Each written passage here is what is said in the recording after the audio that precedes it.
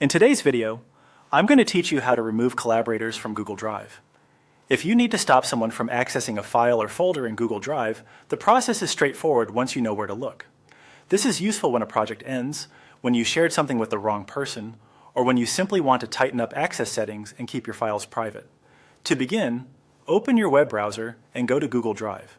If you're starting from a search page, select the Google Drive sign-in result and log into your account if needed. Once you're inside Drive, take a moment to locate the specific file or folder where you want to remove a collaborator.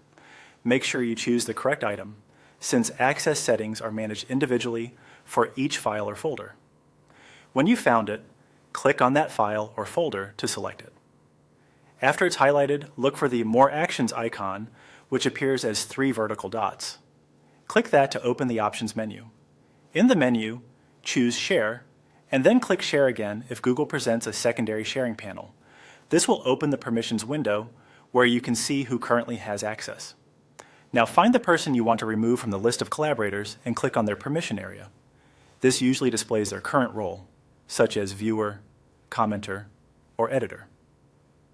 Once you click it, a drop-down menu will appear. From that menu, choose Remove Access. This immediately changes their permission status and removes their ability to open the file or folder going forward. Before you finish, look at the General Access section in the same sharing window. If it currently allows broader access, click that setting and change it to Restricted. This is an important extra check because removing one collaborator does not always prevent others from accessing the item if the general sharing setting is still open to anyone with a link.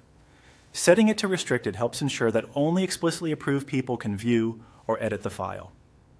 Once everything looks correct, click Done to save your changes and close the sharing window. And that's it. You've successfully removed a collaborator from Google Drive and updated the access settings for better control.